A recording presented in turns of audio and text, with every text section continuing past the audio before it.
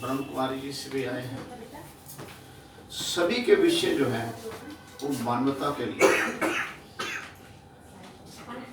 फर्क थोड़ा थोड़ा होता है। अभी ये कहा गया व्रत लीजिएगा, प्रण लीजिएगा, संकल्प लीजिएगा। ये कहना, संकल्प लेना, दृढ़ता पे उसे अप्लाई करना, मगर वो कैसे करना है, कौन सी विधि है वो जो सुगम हो जाए, सरल हो जाए और मेरे जीवन में उतर जाए, दीदेवार जीवन ज्योति में इस बात का ध्यान दिया जाता है और वो सिखाया जाता है। ब्रह्म कुमारी के अंदर भी यही बातें कही जाती हैं। अपने शरीर के द्वारा, अपने श्वास के द्वारा, अपने विचार के द्वारा, यहाँ पर भी इन्हीं बातों को कहा जाता है। मगर यहाँ पर एक ही फर्क है बाकी समाज के विचारों में और दीदेवार जीवन ज्योति के विचारों में। अभी तक हमें इतना ज्ञान मिला है, वो कुछ सृष्टि रचयिता है जिसने सृष्टि की रचना की है और उसकी रचना के अंदर सबसे उत्तम रचना जो है वो मानव है। मगर मानव क्या क्या सक्षम है वो हमने जाने अनजाने उसकी ऊर्जा को दबाने का काम किया है, उसकी उभारने का काम किया है। अभी भी जो वर्त है, बातें हुई हैं 11 संकल्प की, वो भीतर की ऊर्जा उठाने के लिए गई है। ब्रह्म कुमारी जी भी जो है भीतर की ऊर्जा को उठाने का कार्य करती है। मगर क्लियर कट कि मेरे अंदर ही ऊर्जा है।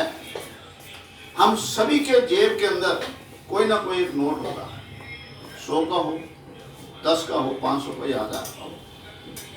हमारे भारत का या विश्व के अंदर सभी एक नियम है कि एक कागज के टुकड़े को ऑथराइज करने के लिए किसी एक को पावर दी जाती है। हम उसे गवर्नर कहते हैं RBI का। उसमें इतनी शक्ति, इतनी पावर उसे दी गई है, तो जिस कागज के टुकड़े के ऊपर 10 रुपए का साइन मार दे तो उस कागज के टुकड़े का 10 हो जाता है। अगर वो 2000 लिख के दे दे तो उस कागज का टुकड़ा 2000 की अपनी क्षमता बढ़ा लेता है, वैल्यू बना। मगर वो कागज के टुकड़े का मालिक कौन है? वही है जिसकी जेब में है, जिसने साइन करे हैं, जिसपे कागज के टुकड़े का ऑथराइज है, पावर है, बनाने की ताकत है, मगर वो उसका मालिक नहीं है। फर्क सिर्फ हमें यही समझना है कि सृष्टि रचयिता ने मुझे रच तो दिया, मगर मैं अपने जीवन का स्वयं मालिक हूं। और जब मैं अपने स्वयं का मालिक हो जाऊंगा तो मैं किसी प्रकार से मतभेद से, मैं अपने आप को मानव इसलिए कहता हूं कि मैं मन का विकास करता हूं और कोई जीव प्राणी मन का विकास नहीं कर सकता। और मैंने जब मन का विकास कर लिया, वो अलग क्रिया है, कैसे होता है पर शॉर्ट में बताना चाहता हूं।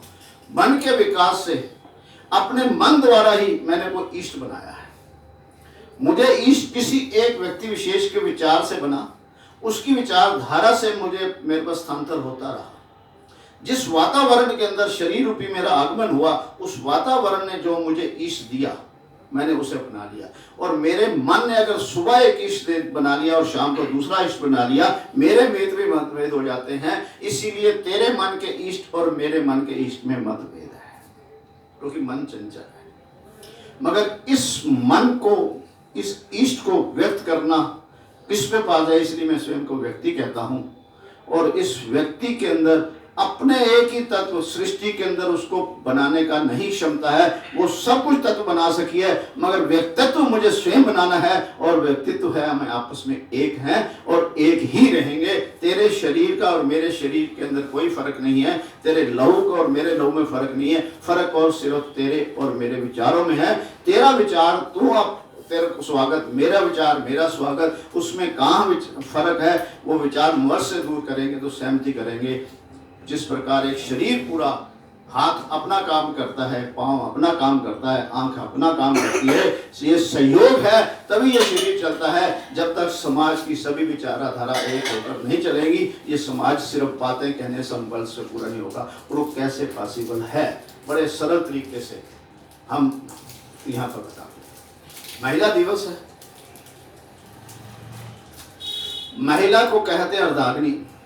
आज कह रहे हैं बराबर की 50% की आबादी की ऐसी बातें निकल जाती हैं, मगर जाने अनजाने हम एक विचार से भ्रमित हो गए। यहाँ पर दीदेवार के अंदर 3 नियम की बात की जाती है। एक है प्राकृतिक नियम, एक प्रकृति द्वारा मानव बनाने की उसका अपना व्यक्तिगत नियम है, और एक उस व्यक्ति की विचारधारा से जितना समूह तैयार हो गया, वो एक संप्रदाय, धर्म या उसे कुछ भी कह दे, वो एक समाज बन गया, वो सामाजिक नियम है। तो इस समाज ने महिला और पुरुष को बराबर करने के लिए उसको कुछ भ्रमित विचार दे दिए, जबकि सृष्टि के नियम के अंदर महिला का कर्तव्य अपना है और पुरुष का कर्तव्य अपना है। मानसिकता बराबर होने के बाद भी शरीर के अंदर फर्क है, उसके अंदर ममता है और उसके अंदर पुरुष के अंदर दृढ़ता है।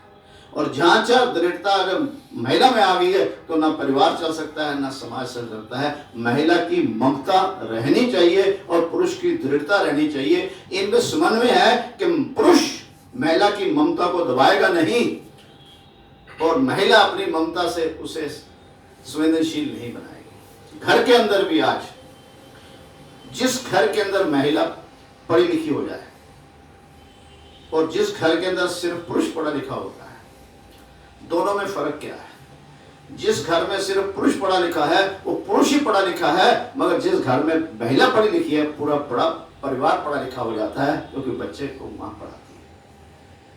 मगर मां ने अपने अधिकार को पुरुष के अंदर, उससे रेट रेस के अंदर अपने घर से बाहर निकलकर एक व्यवसाय के रूप में ले लिया और अपने कर्तव्य से दूर हो गई।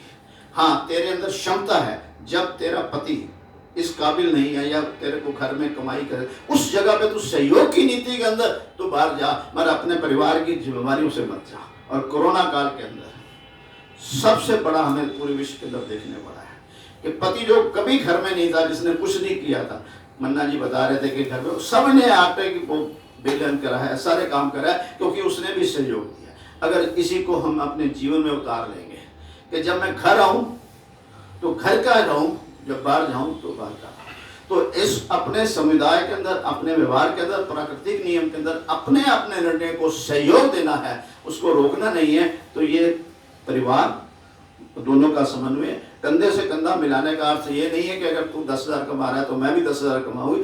तू 10,000 कमा रहा है मगर मैं उससे अच्छा घर संभाल लूंगी, जब जरूरत पड़ेगी तो तेरे साथ दे पाऊंगी। ये महिला का करण, ये सशक्तिकरण है कि मैं अपनी शक्ति, ममता, सब्र सब कुछ कर सकती हूँ, और जब तू कमजोर हो जाएगा पति के रूप के अंदर मर, तो मैं उसमें सहयोग देने में भी काबिल हूँ। कुछ ही एग्जाम्पल हमने अब देख रहे हैं दुनिया के अंदर, पर अधिकतर एग्जाम्पल नहीं मिलेंगे। पर घर के अंदर जितने भी महिलाओं ने परिवारों को संजोया है, अभी एक बताया गया है कि अपनी औलाद को देकर एक राजा की औलाद को जो दिया, तो ये ममता जो है उसके अंदर वो संकल्प थी। 20% पुरुष के अंदर संवेदना और 80% दृढ़ता, और 50% से ऊपर कभी भी दृढ़ता नहीं आनी चाहिए। ममता जो है औरत के अंदर, महिला के ऊपर कम नहीं रहनी चाहिए, समन्वय रहता है। और मैं इस बात को यहाँ पर सिखाकर अपने ही परिवार के साथ, सहयोग के साथ, महिलाओं के साथ, और यहाँ पर एक बात और कही जाती है कि किसी भी प्रकार की कहीं पर भी कोई समस्या हो तो मैं सिर्फ समस्या क्या है, हमारे को या तो शारीरिक समस्या होगी, पारिवारिक समस्या होगी, आर्थिक समस्या होगी, सामाजिक समस्या होगी। ये सारी समस्या का हल आध्यात्मिक रूप से कैसे पूरा कर जाता है, हम आध्यात्मिक रूप से यहाँ बताते हैं। और हर समस्या का समाधान कैसे होता है यहाँ सिखाया जाता है। जिस प्रकार मेरे घर में अगर टीवी खराब हो गया है तो टीवी की खराब होने की समस्या मुझे है, पर मैकेनिक को नहीं है, क्योंकि मैकेनिक उसे ठीक करने का विधि जानता है। तो अगर मैं इन समस्या को हल करने की विधि जान लूँ तो मेरे जीवन में समस्या नहीं आएगी। ये जो है जीवन का पालक है, जीवन का चालक है। इसके साथ मैं आप सबका धन्यवाद करता हूँ, बाकियों को भी मौका देना है। और इसके साथ अगली क्लास में मैं कुछ बताऊँगा, सब बाकी सुन ले, फिर एक थोड़ा सा लिविंग। धन्यवाद।